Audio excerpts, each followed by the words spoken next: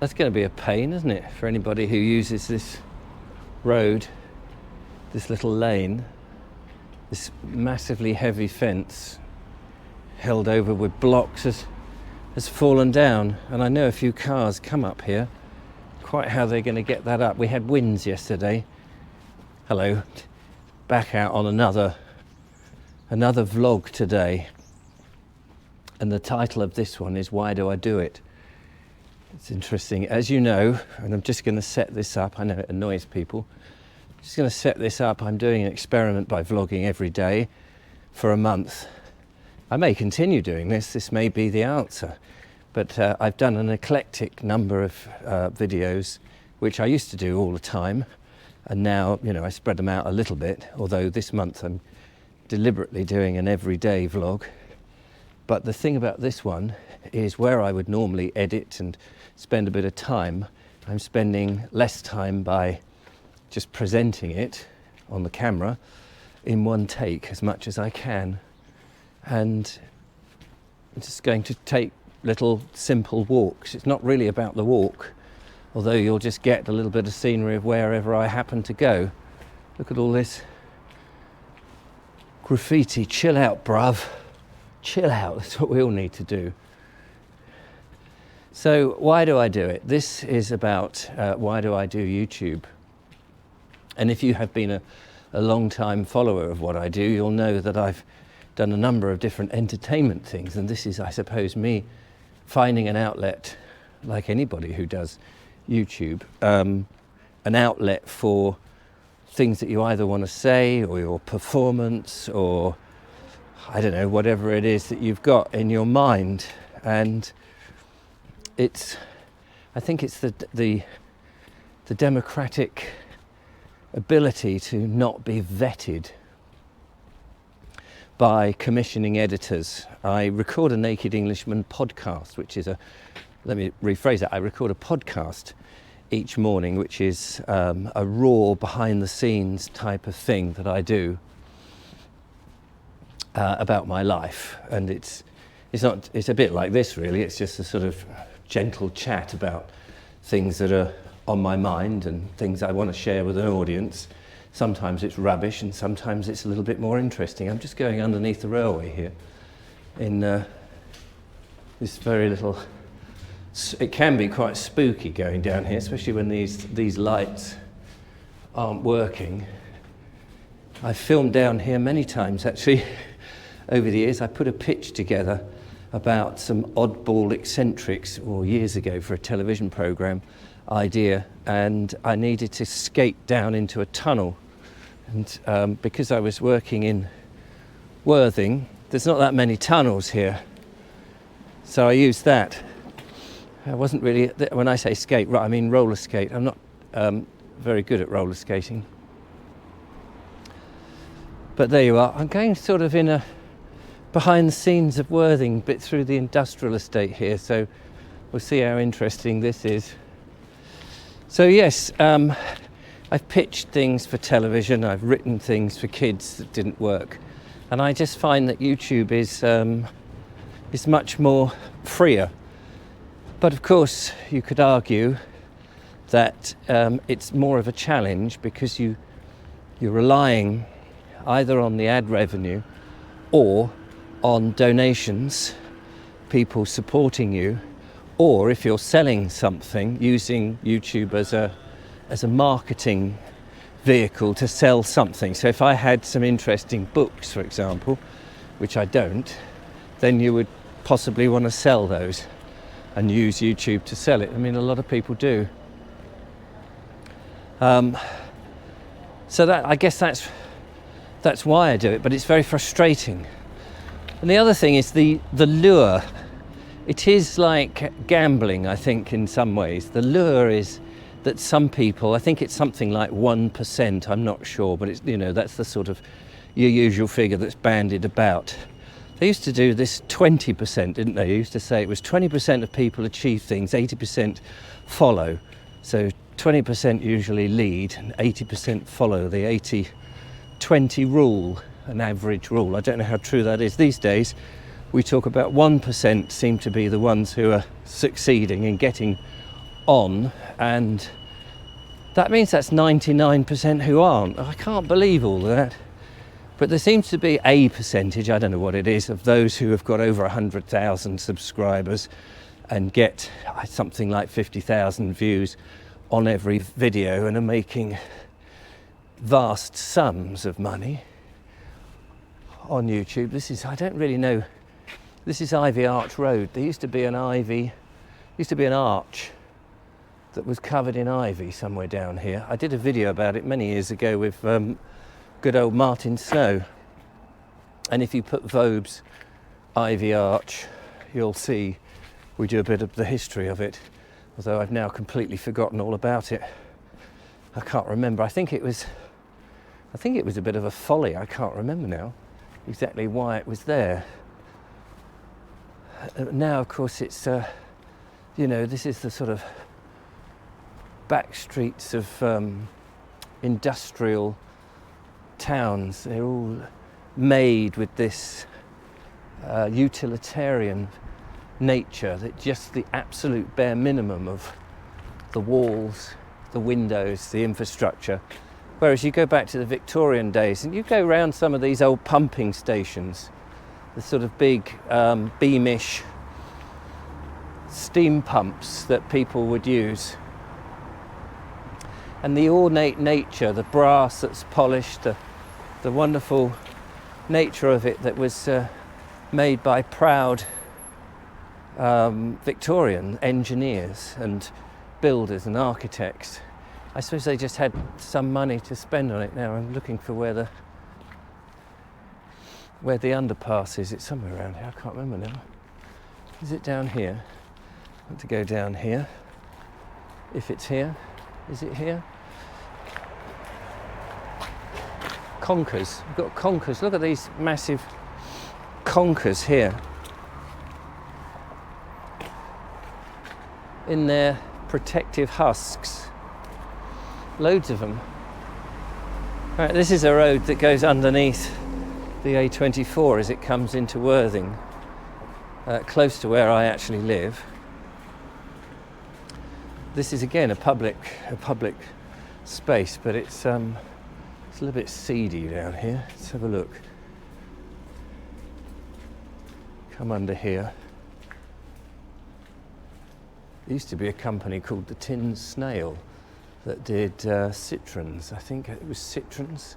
Those sort of horrible, funny little, well, they were quite charming. I think one was featured in a James Bond film. I'm not quite sure now, but it's something about vapor blasting. Not quite sure what vapor blasting means. Powder coating for MOTs and all of that. Is that the same? Maybe it is. There's a very lovely Georgian house here. Look at that, lovely Georgian house with some fake pilasters and what looks like, what are they? Volute scrolls? I can't remember, something like that. But it seems a bit of a shame that the house now faces the bridge. And look at this beautiful old tree, old oak tree here on the corner of this property.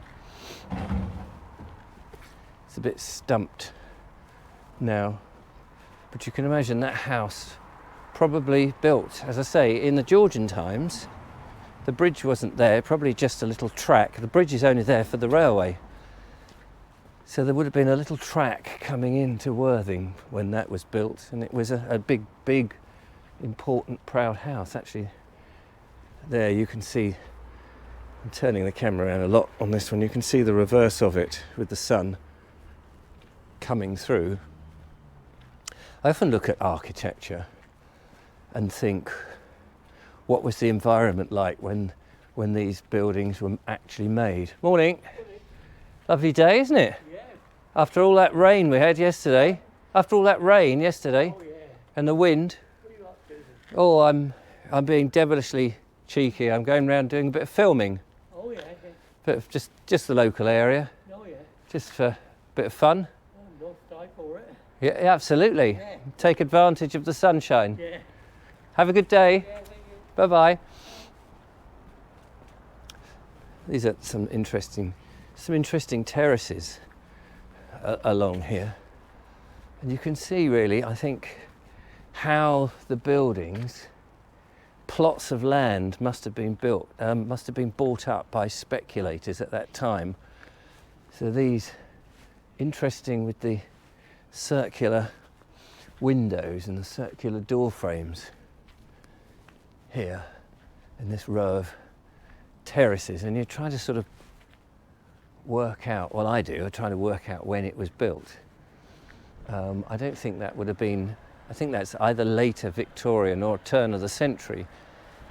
And then you've got more classic sort of, I don't know, again, similar time I think. I think all of this was probably developed in the same sort of time, but completely different style. And then on the other side of the road, if I just make my way, I'm guessing these are 30s houses, something like that, 1930s. Oh, I've got a car coming up behind me.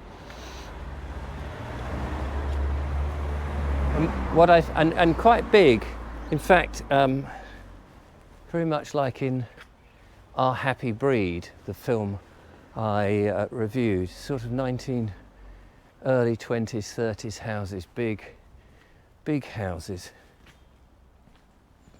And I imagine this is when this particular area was started to be developed from the presumably farmland that it would have been at one point. And then a massive, great big beech tree here. Look at this. It's shoved in at the edge of the fence, cornered in by this corner property. Again, with more of these circular type windows. Look at that. Bridge Road, it's called.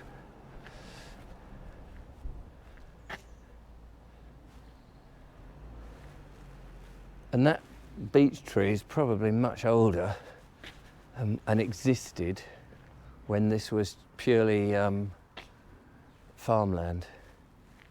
And you can imagine a plough, horse-drawn plough, with one or two men, perhaps a farmer or a horseman and his boy following behind, and the seagulls coming down looking at looking for worms and grubs and whatever else had come up as a result of that in this area, and then going around that tree, as that tree was probably relatively small, before it was all bought up. It's a nice quiet little residential area, this, but with the millions of cars. And as you can see, I don't know if you can get this on the camera, it's quite narrow, and you've got the cars parking on both sides. You really can only get one car down here at any one time. Let me turn that camera around so we get an idea. Which can mean traffic gets held up, of course. Morning. But very pleasant. And all sorts of different colours of the houses have been painted too. Big old Range Rover there, look, followed by a Jeep.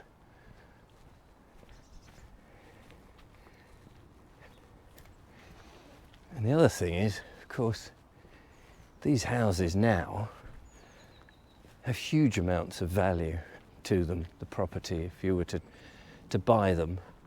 I really don't know how kids, youngsters, manage to buy them. Another beach that looks almost like a copper beach just over there.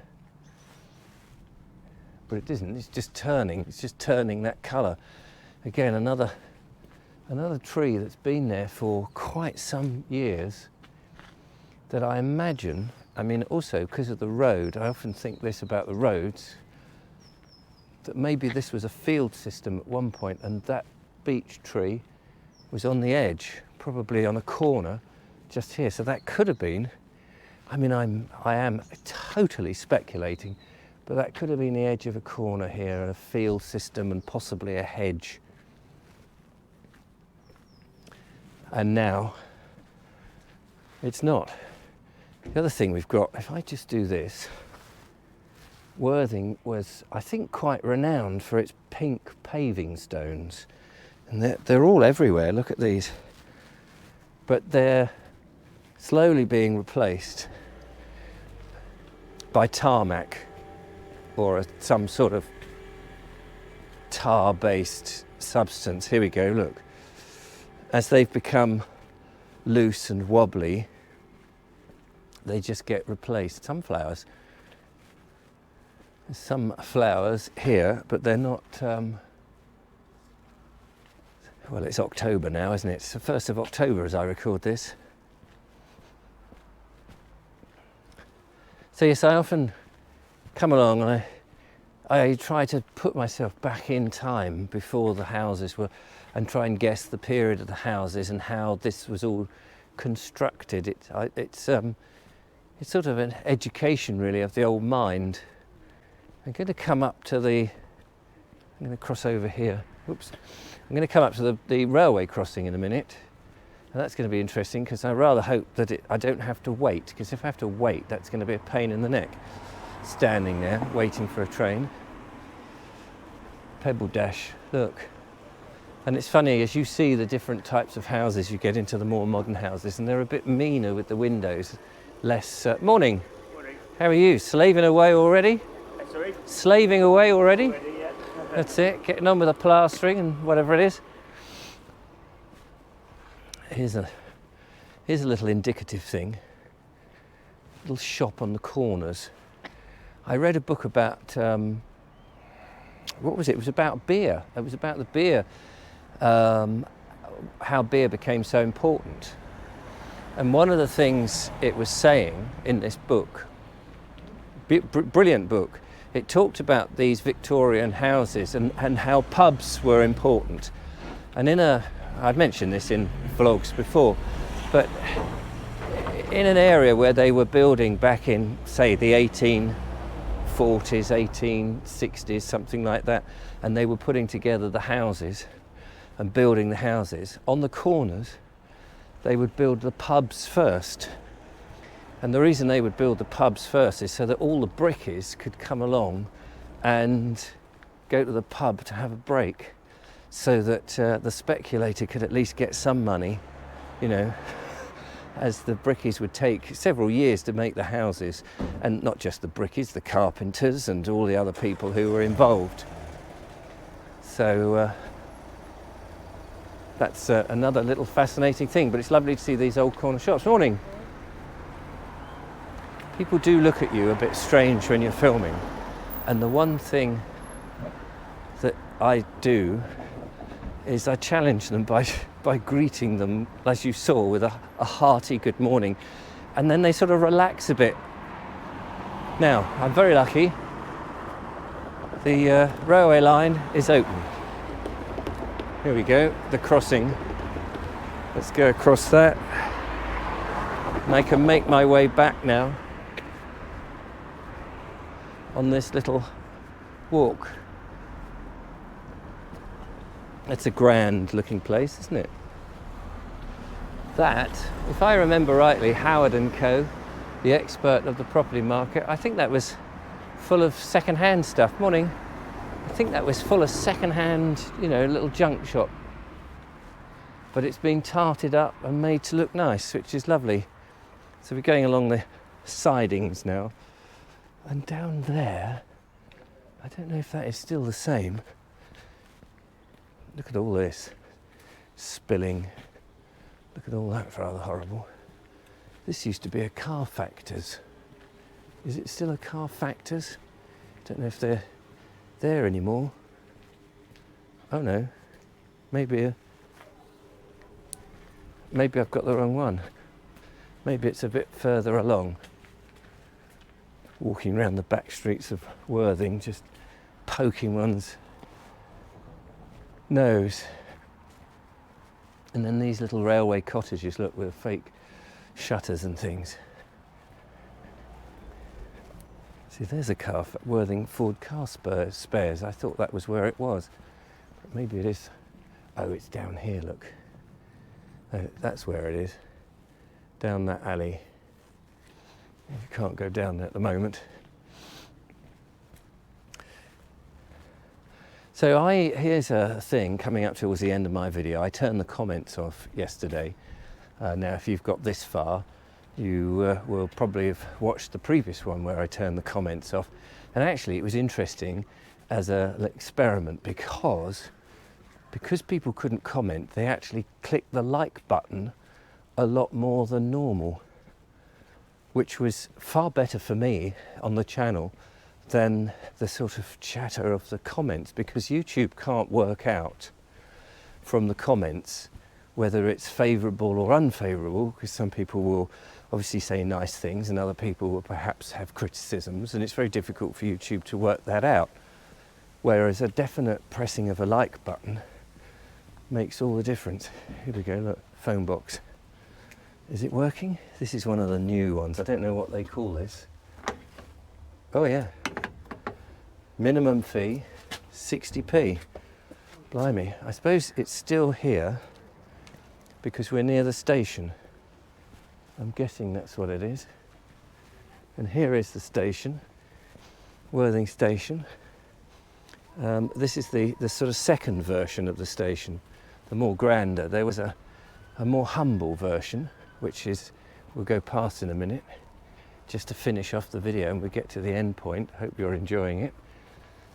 I'm interested to know, although if I turn the comments off, I won't know, will I, whether you're enjoying it, but I will, I suppose, if you're pressing the like button. Oh, and the Grand Victorian Hotel here. And that would have been lovely as you come off the station back in the Victorian times as a day tripper down to Worthing, or perhaps you're staying here for a week's holiday or something. That was the thing that you would see as you come out of the station and feel a bit welcome, because it's all very grand and very nice. Unfortunately, your attention is no longer taken to that, but to this great big monstrosity. Morning. This huge monstrosity of a building up here is probably the first thing you see, and it sort of bars your view of anything of Worthing. Look at that. That went up in great big panels. All that brickwork was not actually produced here. They came in massive great panels, a bit like, well, not Lego. It's sort of a big prefab, this. That is very hard to believe. But those great big section of windows and brick were lifted up by a crane. Watched it go up. It's actually the tax office. It's one of the tax offices. HM Government, it says up there. It does have the British flag up there, the Union flag. I can't see where it is on my GoPro, but hopefully you saw it. Coming to the end now of the video, and I just want to show you, it's no longer a station, and I don't think you can go in, but there is a blue plaque, so we'll go over to it. But the old Worthing station here, just there. Look at that. Let's go and have a look at the plaque before we say thanks very much for watching. It does say Station House over there. The London and Railway, South Coast Railway, as the first Worthing station, November 25th, 1845. Threatened with demolition in 1971, later restored by Frank Sandal and Sons. The Worthing Society blue plaque. I've been in my house for 31 years. I wonder if they'll ever put a blue plaque there. I doubt it. So there we are. Anyway, thank you for watching. Part 3 of my vlogging every day experiment. I will catch up with you soon and leave you now with a view of Worthing Station, the original. Tatty bye.